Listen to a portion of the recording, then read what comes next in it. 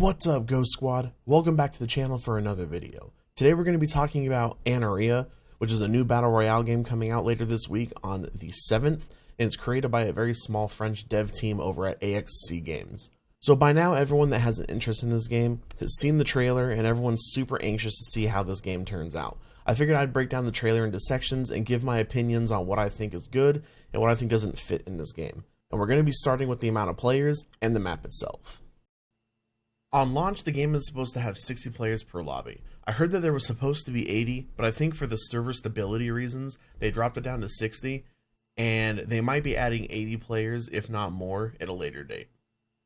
So the map itself is pretty small for a Battle Royale, but for 60 to 80 players, I think the size of the map is actually what is needed for a fast-paced and more arcade-style Battle Royale.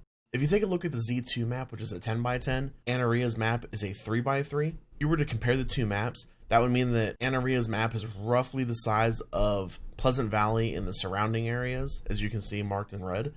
Again, for the amount of players that will be in each lobby, I think this map size is a great idea. I actually prefer smaller maps for BRs, especially if the BR is supposed to be a faster paced shooter compared to, let's say, what PUBG is. Let's be honest, even in PUBG, the best map by far is the Sandhawk smaller map. Anarea Island being a 3x3 just means that there'll be more action and the games won't be as drawn out and they won't be as slow either. I'm getting a bit of a Ring of Elysium vibe with the style of the map as well. You can see that the two maps are very similar. In Ring of Elysium, you get to actually select your spawn point. Anaria distributes players evenly around their map. There was a point where Anaria gave you the option to select your own spawn point, like in Ring of Elysium, but they soon scrapped that option for reasons that we just don't know. There is the possibility of them allowing you to select your own spawn point in the future, though. On launch, there are going to be a small handful of weapons that you'll be able to use. The weapons you'll be able to find on the ground are as follows: the M9 pistol, the Desert Eagle, pump shotty, double barrel shotty, AR, AK, and an M40 sniper rifle. The AR and the AK both have horizontal recoil, just like old H1, and the sniper rifle is going to be in third person as well, just like old H1 as well. The shotguns are supposed to have a fixed pallet spread, which in theory will make them more consistent, but let's be honest, no Battle Royale has ever been able to get the shotguns correct. So my fingers are crossed, and I hope that this dev team has been able to finally crack the code for shotties and BRs. You also have throwables, which consist of frag grenades, Molotovs, smokes, and flashbangs. There are no airdrops in Anaria, so you will be able to not only find the sniper rifle's ground loot, you will also be able to find the skill crate on the ground as well. Just like every Battle Royale out there, there will be medical supplies that you can use on the battlefield to help aid you in being the last person standing and getting you that chicken dinner. The 4 pieces of medical supplies you'll be able to have in Anaria are bandages, which heal for 10 HP, med kits, which heal for 100 HP, syringes, which give you 25 shield, and meds that give you 50 shield. This is the one issue I have with Anaria. For this type and style of BR, I don't think a shield system was the way to go. I think they should have went the route that H1 and PUBG took with armor and helmets. Me personally, I think shields are a little outplayed, especially with Fortnite and Apex being out there. Just the armor system in general is a more consistent and better fit for a faster paced gameplay that Anaria is going for. This is just my opinion, and we'll have to see how it works and how people like it, but I'm pretty sure that people are going to not really like the shield system.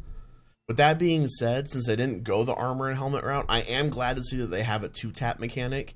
That was the most satisfying aspect in H1, at least for me, and I'm really happy that another game has taken that inspiration and made their own version of it. Earlier, I briefly mentioned skill crates. These can be found around the map, and they have both offensive and defensive perks. The offensive perks will be active after you get a kill, and the defensive perks will be active when you reach full shield. The offensive perks are as follows: Leech, which regenerates 20 HP or 20 shield for each kill obtained; Ninja, which reduces the sound of footsteps by 50% and reduces the sound of gunshots by 25%; Murder, which will inflict a bleeding effect that makes the person bleed for 1 HP every 3 seconds for 15 seconds; and the final offensive perk is Bomber, which causes frag grenades to deal 25% more damage to opponents. The defensive perks are as follows: Hard Skin, which reduces damage received from grenades by 25%. Strategist, which tactical grenades will affect players for an extra 2 seconds and will also increase the radius by 25%. Anti-Bleed, which makes the player immune to the bleeding effect inflicted by someone using the murder perk. And the final defensive perk is Resistant, which regenerates 25 shield after 10 seconds of not being hit.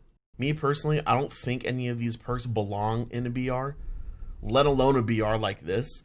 I think the bleed mechanic should already be implemented when you get shot, and the severity of the bleeding is determined by how much you get shot, just like H1. But I've also heard that the perks don't break the game and that they're balanced as well. I've also heard that they are on a 2 to 3 minute timer, but I haven't been able to confirm this with anyone. Overall, perks in a battle royale that's a fast-paced arcade style, I don't think is...